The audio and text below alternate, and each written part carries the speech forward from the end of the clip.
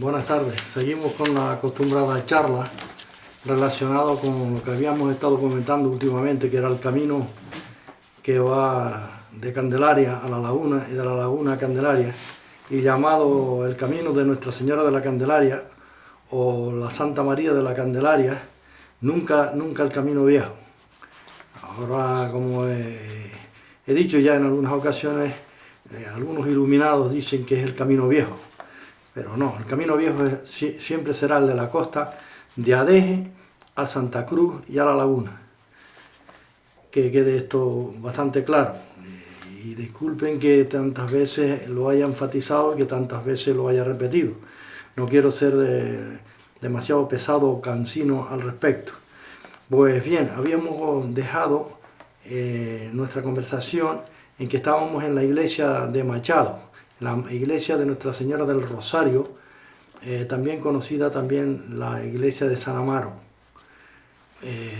Pues si partimos de ese lugar, donde está la iglesia en el barrio de Machado, perteneciente a la jurisdicción del Rosario, avanzamos por ese famoso camino con dirección a la laguna y en este caso cruzaríamos toda esa zona de El Machado, toda la zona del barrio del Machado, y nos introduciríamos en el tablero. En el tablero, el camino pasa por el tablero, pasa por al lado de la crista, en la parte derecha está la crista y seguimos avanzando hacia adelante y nos introducimos en un barranquillo, subimos una pendiente que hay, hoy en parte está asfaltada, pero las calzadas se ven bastante claras, relacionado con lo que la historia y el pasado. Y entonces en la montaña Virmaje, en esa montaña Virmaje, quiero enfatizar, quiero significar y darle énfasis a este asunto, que aparece una data también, que dice la data lo siguiente: una tierra en la montaña de Virmaje, o al pie de la montaña de Virmaje, porque está la montaña a la izquierda y luego todo es completamente llano, en la cual antiguamente se sembraba trigo, cebada, eran unas tierras muy ricas en cuanto a producción se refiere, al ser rosturadas o labradas. Bueno, pues dice que a la falda de la montaña de Virmaje, donde está la cueva Horadada, al lado del camino de la Candelaria. Esos son los puntos de referencia de la cual hablaba esa data. Así que hay esa nueva data que yo hasta ahora no lo había comentado, pero que para que quede claro, nunca dice el camino viejo, sino el camino de la Candelaria. Pues continuamos hacia adelante, avanzamos así en una dirección un poco ascendente y llegamos al llano del Moro, al famoso lugar o barrio del llano del Moro.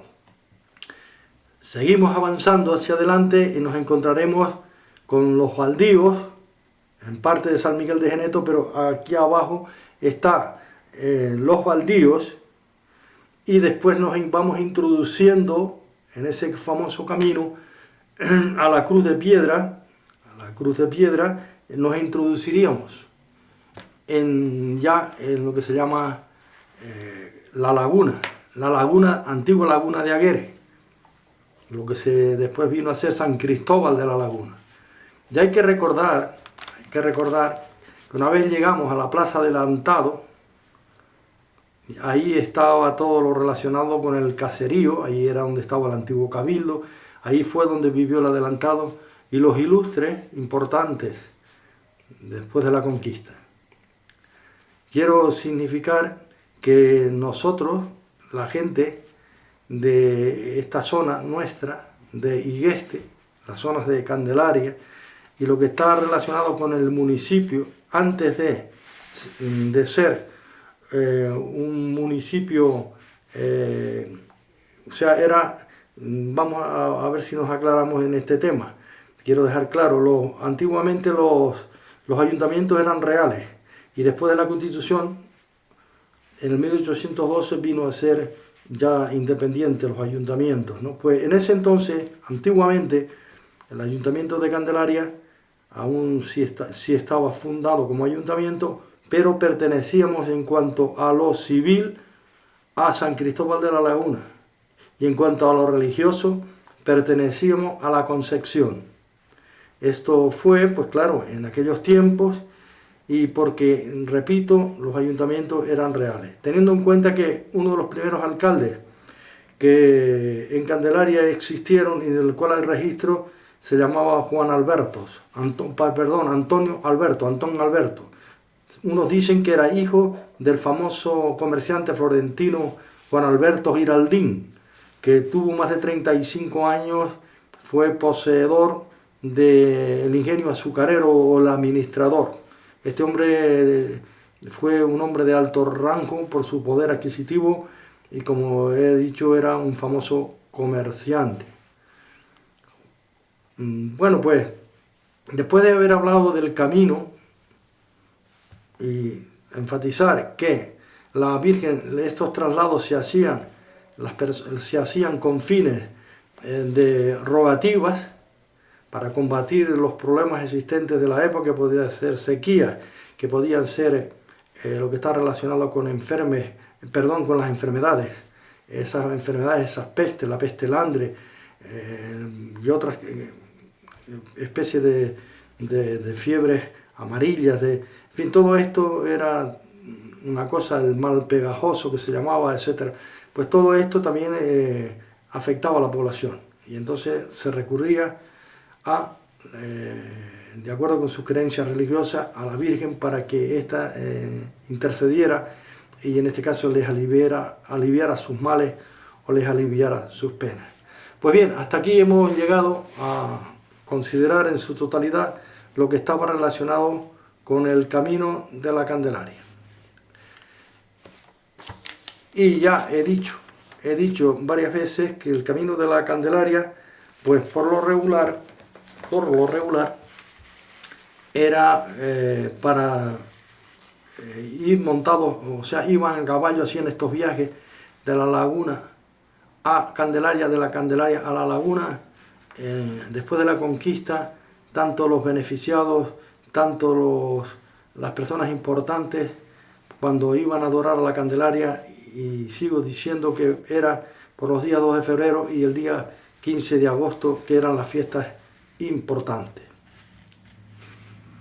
Pues bien, ahora, como ya antes os había dicho en anteriores conversaciones o charlas, había dicho que Igueste tenía muchos caminos, diferentes caminos. Ahora vamos a hablar, después de hablar del camino viejo, del camino religioso de la Candelaria y de Nuestra Señora de la Candelaria. Y ahora pues sí me gustaría hablar de otro camino, y es el camino de los romeros. Es el camino que viene de los asentejos, tanto de Santa Úrsula, Victoria, La Matanza.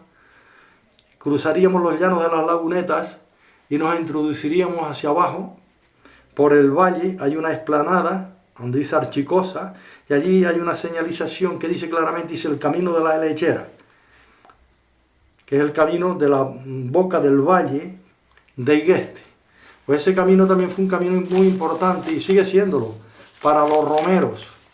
Y no solamente para los romeros cuando iban a adorar a la Candelaria, sino también para nosotros los higuesteros y todas aquellas personas que quisieran tener comunicación comercial o de otra índole entre el pueblo de Igueste, Candelaria, y después con los asentejos. Hay que tener en cuenta que muchas de las familias, algunas familias de Igueste, pues llegaron personas a casarse tanto con la gente de la Victoria, con gente de La Matanza y también con gente de Santa Úrsula. De hecho, mi bisabuela, mis tatarabuelos antiguos por parte de mi padre, del apellido de los Afonso, esos vienen de según me comentaba mi padre, vienen de Santa Úrsula, de los Afonsos de Santa Úrsula, porque los Afonsos también están en ese apellido en lo que es la Victoria. Entonces los izquierdos Afonsos también vinieron para Igueste y se casaron con gente de Igueste, o Igueste con gente de estos lugares que estoy mencionando, de los asentejos, y hubo siempre una buena comunicación y hubo siempre un llevarse muy bien aún mucho mejor que con los pueblos vecinos a nivel de Barranco Hondo, Cuevecitos o Malpaís. Nos llevamos mejor con esa gente desde los tiempos muy antiguos, muy antiguos. Pues hablando de este camino, que ya he hecho la introducción de él, pues recuerdo perfectamente como anécdota de este camino, que teniendo yo en el año 1954, tenía yo 7 años. Nosotros teníamos una tía que estaba casada en la Victoria de Centejo con un señor de la Victoria y vivía allí. Entonces mi abuelo Tomás Alonso Marrero, con esa edad de 7 años, yo había empezado ese año en la escuela, pero ahora estaba de vacaciones, era a principios del mes de julio, y mi abuelo decidió ir a visitar a mi tía, pero decidió no ir en guagua, sino decidió de ir caminando, pero que después sí retornó en guagua. El caso fue que me animaron y yo, pues claro, en este caso las cosas de niño, la curiosidad de niño, me dijeron que si me gustaría quedarme con mi tía María allá en la Victoria una temporada, puesto que estaba de vacaciones. Entonces yo no tuve ningún reparo, contento. Bueno, pues el caso fue que preparamos, como se dice antiguamente, el viaje. Mi abuelo y mi madre acordaron de que yo estuviera en la Victoria una temporada. Y nada, mi abuelo se empeñó, o quizás yo también, en mi niñez, claro, confiando en ellos perfectamente, de ir caminando. Así que imagínense ustedes desde Igueste ir caminando a la Victoria de Centejo. Una cosa es decirlo, otra cosa es patearlo como lo hice yo. Y bueno, pues todo yo ilusionado, a principios del mes de julio, claro, en esa época es el verano, yo creo que nos levantamos aproximadamente a las 4 de la mañana, ya estábamos ya en pie, ya yo había desayunado, etcétera, ya mi madre me había preparado, y bueno, para partir, y mi abuelo, con aquel famoso palo largo de almendrero, su sombrero, las características de la indumentaria del hombre, el campesino, en aquella época. Y por cierto, quiero recordar y mencionar que nos acompañó un señor de la Victoria, que pasaba temporadas en Igueste y pasaba temporadas en la Victoria. Entonces este señor se llamaba Agustín Izquierdo Afonso. Él era hermano de doña Juana Izquierdo Afonso, que era casada en Igueste. Y este señor Agustín parece que se pusieron en contacto con mi abuelo y acordaron de ir, que él iba a ir a la Victoria, pues, a hacer una diligencia y después volver. Y acordó y fue con mi abuelo, fuimos los 3. Claro, mi madre sí es cierto que le dijo parece que la estoy escuchando, le dijo a mi abuelo: padre, el niño no va a aguantar caminando. Usted sabe lo que es ir caminando desde aquí, subir toda esa boca del valle de Igueste, después cruzar todas esas llanuras, esos llanos de la Laguneta y bajar a los Asentejos, llegar a la Victoria caminando. Dice, eso es muy fatigoso para el niño no le va a aguantar. Entonces me acuerdo que mi abuelo humorísticamente le dijo, dice, Horacia, déjeme usted a mí y deje también al niño, que yo me encargo de él. Que si el niño se cansara por alguna casualidad, que no lo creo, dice, yo lo encargo a la pela, y si a la pela lo llevo yo a donde está su hermana María. Repito que mi tía se llamaba María y estaba casada donde llaman el Rayanero, por debajo de los garrafones, el antiguo negocio de los garrafones, hacia abajo, allí vivía mi tía.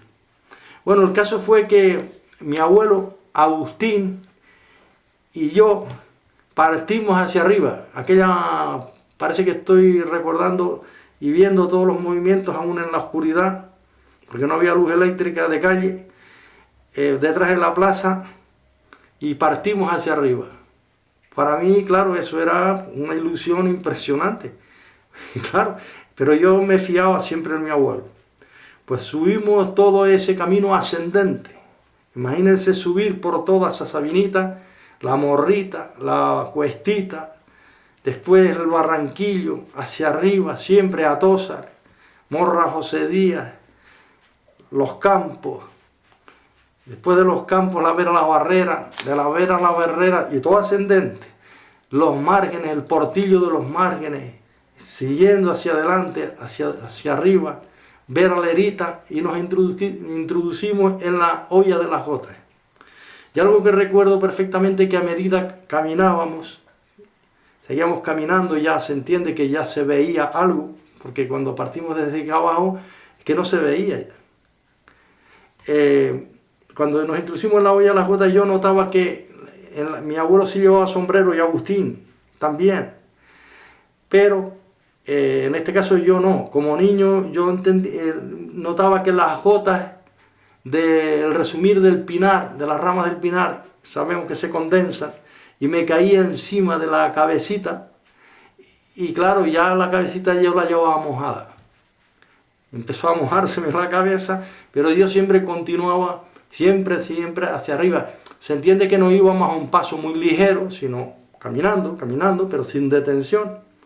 Y seguíamos y tal. A veces sí es cierto que mi abuelo amor se paraba, clavaba al palo, hablaba algo con Agustín, porque claro, yo al ser tan pequeño, una conversación conmigo, como niño y hombre y tal, pues es que eran 7 años, eran 7 añitos que yo tenía. Me acuerdo que aquel año yo había empezado la escuela, en casa de Hecho Domingo Barrios, que era la escuela, y era don José Portela el maestro.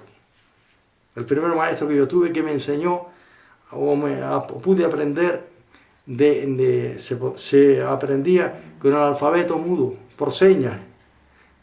Era, por ejemplo, la A, la E, la I, la U, la O. La más gracia que me hacía de todas, cuando repasábamos el alfabeto, era que cuando decíamos la X era X. Así que imagínense ustedes, todos al unísono a la X, o la K cuando decíamos K, K, K, K, todos a la vez, o cuando decíamos Q, Q, Q, claro, era aquello muy simpático. Bueno, pues, volviendo al tema de esa marcha, y claro, en ese periodo de esas vacaciones, yo continuaba con mi abuelo, y hacia arriba pasábamos por el lomo Serraízo, el lomo Apaña. Y cuando llegamos en las serpenteantes curvas majestuosas de la Piedra de la Lechera, la famosa Piedra de la Lechera que ya he mencionado, y que para todo higuestero de aquella época era el símbolo, o el hito, dijéramos, de la Piedra de la Lechera. Cuando ya avanzamos de la Piedra de la Lechera, me acuerdo que mi abuelo me dijo: nieto, esta se llama la Piedra de la Lechera. Mi abuelo, cuando hablaba, como buen orador, era como si tronara su voz. Todas esas cosas las tengo en mi retina, lo tengo todo concentrado en mi memoria. Hasta que por fin, avanzando y serpenteando y hacia afuera, llegamos a los llanos, cerca de las lagunetas. Ya ahora aquello era más llano. Empezamos a descender un poquito hacia abajo, y ya llegamos a los llanos de la laguneta. Y algo que recuerdo perfectamente era que estaban trabajando, no sé con exactitud si era la carretera que iba al Teide, no lo aseguro, pero había unas grandes zanjas que se estaban haciendo, y que cuando nosotros nos introducimos dentro de esas zanjas, mi abuelo, como yo no alcanzaba, mi abuelo me cogió un brazo y me puso al otro lado. Y él y Agustín sí entraron, claro, como ellos están, pues podían, porque tenían más envergadura física, porque eran más altos, pero yo como niño, pues tenía, claro, que ser auxiliado por mi abuelo. Pues entonces fue cuando ya ahora empezamos a descender hacia abajo. Hacia abajo quiero decir en la dirección norte, siempre, que ya ahí partía los asentejos. Entiende que más abajo estaba Fuente Fría, pero que nosotros cogimos una ruta que más a la izquierda, que ahora a veces que yo he pasado, y que siempre, cada vez que paso, me acuerdo de todos esos lugares. de todos esos lugares, porque digo, aquí con 7 años pasé yo y bajé a pie, con mi abuelo y con Agustín. Y quiero recordar, y bueno, que esto quede claro, que Agustín en la Victoria, este buen hombre, era conocido como Agustín el Dios de la Vera. Se entiende que era una persona tan buena que era como un dios, era un buenazo, era una buena gente, y vivía en La Vera en la Victoria, cerca de un famoso barranco, y donde hoy se sigue llamando La Vera, y que ese barranco es el que pasa por el Barranco del Hierro, en la Victoria, que es lo que divide Santa Úrsula con la Victoria, para entendernos. Pues a medida que bajábamos, empezábamos a descender, yo empecé a ver unas cabañas. Nunca había visto aquella estructura de cabañas. Eran similares a las que hoy se conservan todavía y que se ven en las ferias de Pinolere, en lo alto de la Orotava.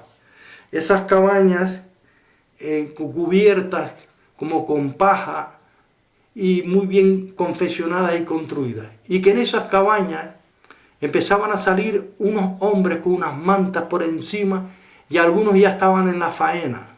Eran como unas tierras, pero por donde nosotros estábamos bajando era por unos senderos polvorientos, de caminos polvorientos.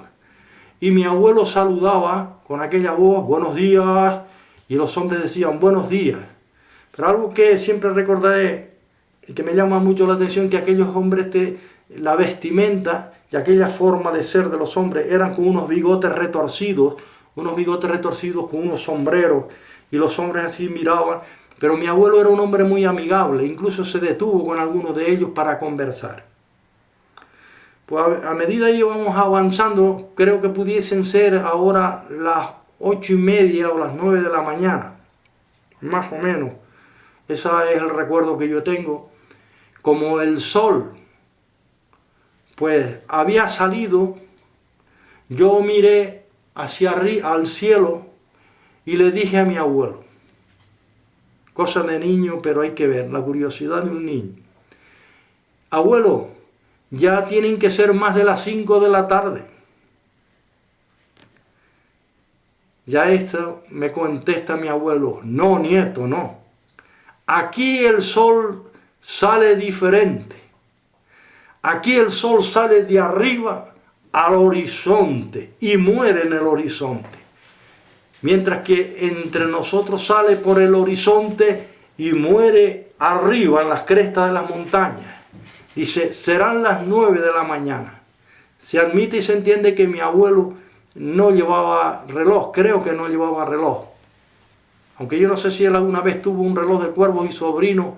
Bueno, de todas formas él me dijo que eran como, dice, ahora yo, claro, dice, son como las 9 de la mañana, dijo él, por el sol. Claro, como yo como niño escuchaba que se guiaban por mi pueblo por el sol, yo también como niño y buen astrólogo, un meteorólogo, es que es impresionante. Con 7 años ya yo calculaba por el sol la hora que podría ser. Y le dije a las 5 de la tarde, y no estaba yo equivocado, ¿eh? Claro, pero estábamos hablando ahora lo que ya yo estoy explicando, ¿no? Mi abuelo, eso sí me enfatizó, dice, no, nieto, por aquí el sol sale diferente. Pues seguíamos bajando por aquellos caminos, y sí notaba yo que cuando yo pisaba con mis alpargatitas, se me hundían los pies en el polvoriento camino y era como si estuviese pisando gofio. Claro, para mí, pero claro, los terrenos allí son diferentes, ¿no? Y aquello, eso es una experiencia que guardaré siempre como oro en paño, como algo vivido por mí y por mi abuelo y el amigo Agustín, que nos acompañaba. Y a medida que seguimos avanzando, ya explicaré, cuando llegamos había una galería, creo que había un barranco, probablemente fuera por La Vera, había una cantonera de agua, el ruido del agua me hizo recordar a las galerías, a las aguas de Igueste y las cantoneras de Igueste. Y había una casa, y mi abuelo iba saludando gente porque nos encontramos, la actividad agrícola ganadera de aquel entonces era que la gente se veían en las tierras y tal, y mi abuelo era un hombre que saludaba, bueno, yo a muchos conocía, etcétera, etcétera, y a otros no, claro, por supuesto.